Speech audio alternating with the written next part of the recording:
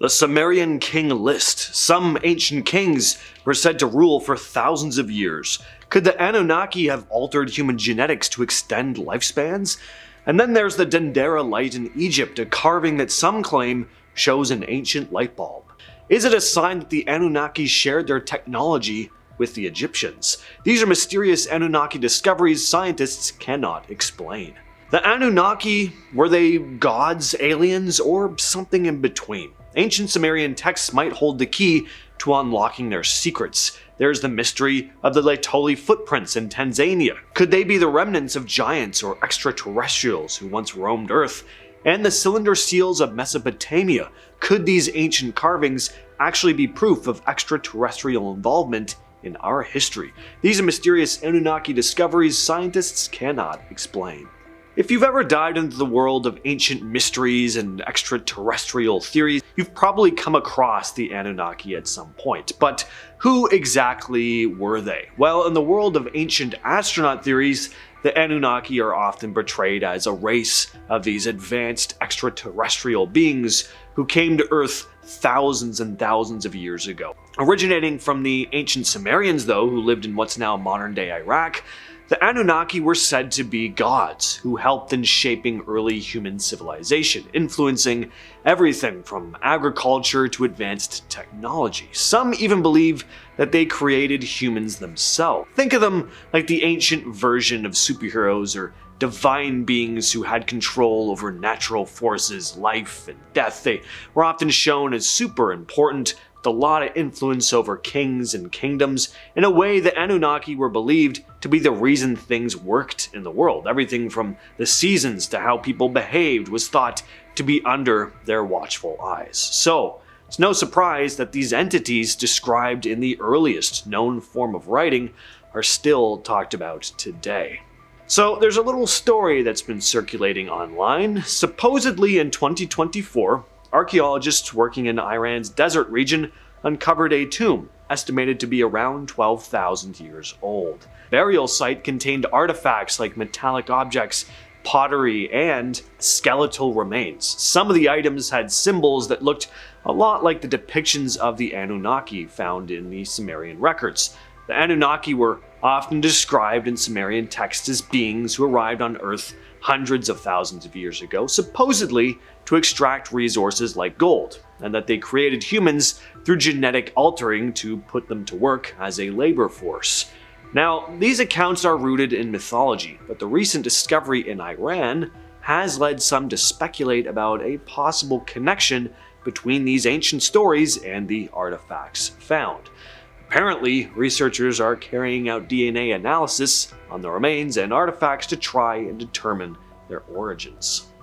The Sumerian King Lists are ancient artifacts that are lists of Sumerian cities, the kings that ruled there, and the lengths of their reigns. They're strange historical documents that have caused a lot of debate. Some of these rulers are said to have reigned for thousands of years. Now, historians are quick to point out that this is probably symbolic, meant to elevate the king's status and portray them as these godlike figures. But for those interested in the Anunnaki, this list is seen as evidence that these beings might have played a part in extending the lifespan of humans. Some suggest that the Anunnaki may have somehow altered human genetics, giving some of us extraordinarily long lifespans. Others believe that this list could indicate that the kings were in fact semi-divine or even part Anunnaki themselves. The Dendera light relief is something you've probably seen floating around the internet. It's a carving found in the Hathor temple at Dendera in Egypt that appears to show what some people think looks a lot like a light bulb. The relief shows a figure holding this bulb-like object with something resembling a cord attached to it, which has made some wonder if the ancient Egyptians had access to electrical technology. Some conspiracy theorists believe that this might be proof the Egyptians had help from extraterrestrials who might have brought this knowledge with them, and those who get a little more specific often bring up the Anunnaki. Mainstream scholars, of course, explain the carving differently, arguing that the relief shows the Egyptian god Horostamus emerging from a lotus flower, a common motif in Egyptian mythology that symbolizes creation. But what if it's kinda both? See, a lot of Anunnaki theorists would argue that ancient cultures would usually explain things they couldn't understand with myth, using symbolic imagery to try and make sense of what they saw. All the same though, we can't find any conclusive evidence of advanced electronic devices in ancient Egypt. It's possible that the Dendera light is really just an artistic representation of a story, but with all the mystery and wonder surrounding the ancient Egyptians, some aren't so sure it's that simple.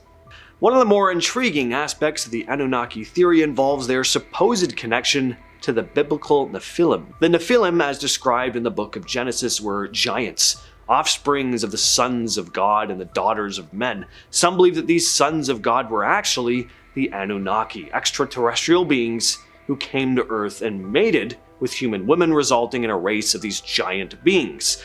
This idea doesn't just come from conspiracy theorists, it has its roots in ancient texts and interpretations of religious mythology. Now, some folks take this a step further and argue that the Nephilim were part of this hybridization experiment outright conducted by the Anunnaki. They claim that these giants might have had special abilities and knowledge or powers passed down from their alien ancestors.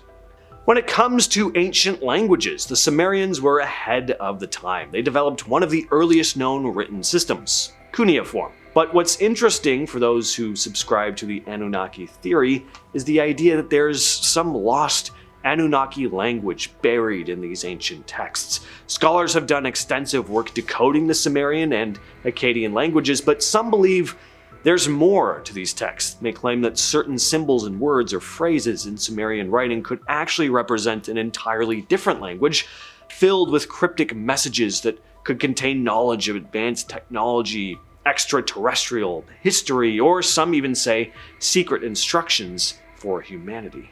The Laetoli footprints are some of the oldest known evidence of early human movement, dating back over 3.6 million years ago. They were discovered in Tanzania in the 70s and gave archaeologists this intriguing look at how early hominins walked. These footprints were made by bipedal creatures, and while they're typically said to come from early human ancestors, there are some alternative theories that they may have come from something a little more out there. Some argue that the footprints could be evidence of giants, maybe even extraterrestrial beings who once walked the earth. The logic behind this is that the footprints appeared to be too large to have come from anything less than, well, a giant. Cylinder seals from ancient Mesopotamia are small cylindrical objects used to stamp images or writing onto clay. Dating back to around the 3rd millennium BCE, these seals often show gods and kings and scenes from their mythology. Some of these seals depict the Anunnaki interacting with humans. Now again, were these just artistic interpretations, or were these ancient people depicting things they were actually seeing? Were the Anunnaki actually real beings who lived among us? You'll notice that in some of these pieces, the Anunnaki are shown holding tools and doing things that seem to show they had this advanced knowledge and technology. Some people think that these seals might be a visual record of the Anunnaki's interactions with our ancestors, shaping human civilization. But interpreting them is tricky, and there's no clear explanation of what they really mean. Some say they're just a reflection of Sumerian religious beliefs. Others think these images could be evidence that extraterrestrials played a role in ancient Mesopotamia. Back in 1877, during digs at Tello, the ancient site of Girsu in Iraq, archaeologists came across these two large terracotta cylinders. These weren't just any artifacts, they were the Gudea cylinders, dating back to around 2125 BCE. Crafted by Gudea, the ruler of an ancient city-state called Lagash, they're inscribed with the Sumerian myth, the building of Ningirsu's temple. At over 2 feet tall, these cylinders are hefty and covered in cuneiform script. Cylinder A has 30 columns, cylinder B has 24. They recount Gudea's vision and the meticulous construction of the temple dedicated to the god Ningirsu. The text details the grandeur of the temple, and what's fascinating is how these inscriptions blend myth with Gudea's political agenda. The cylinders basically describe Gudea's dreams and how he felt like the gods were guiding him. It's the same sort of tactic most cult leaders use in modern times. Something else really amazing about these artifacts, though, some people think the stories in these cylinders might have been part of the inspiration for later religious beliefs, like the Bible's stories about building Solomon's temple. Today, you can see these cylinders in the Louvre Museum in Paris, and they're pretty cool because they give us a direct connection to ancient Mesopotamian culture and religion. Alright, so here's something that's been popping up more recently, well, in the last several decades or so, the mystery of the ancient city Dilmun. Now, according to Sumerian texts, Dilmun was a paradise-like place where the gods could rest and rejuvenate. Some legends even say this city was the place where the gods came from. It was supposedly the home of Enki, one of the big Anunnaki gods, and also linked to the famous myth of the Epic of Gilgamesh. So you probably know where I'm going with this. Was this city a complete myth, a partial myth, or could it have really existed? Well, there was a place called Dilmun. It was an important place, a major trading hub. It's mentioned in loads of ancient texts, but it was always considered to be some kind of symbolic city. But in the last several decades, archaeologists digging in Bahrain, a small island in the Persian Gulf, actually found it. They uncovered ruins, massive structures, and burial mounds that date back thousands of years. But is there truth to the myths about this place? Did the powerful Anunnaki once call it home? With all that said, I've been your host James, and I'll catch you, yes you specifically, in the next video.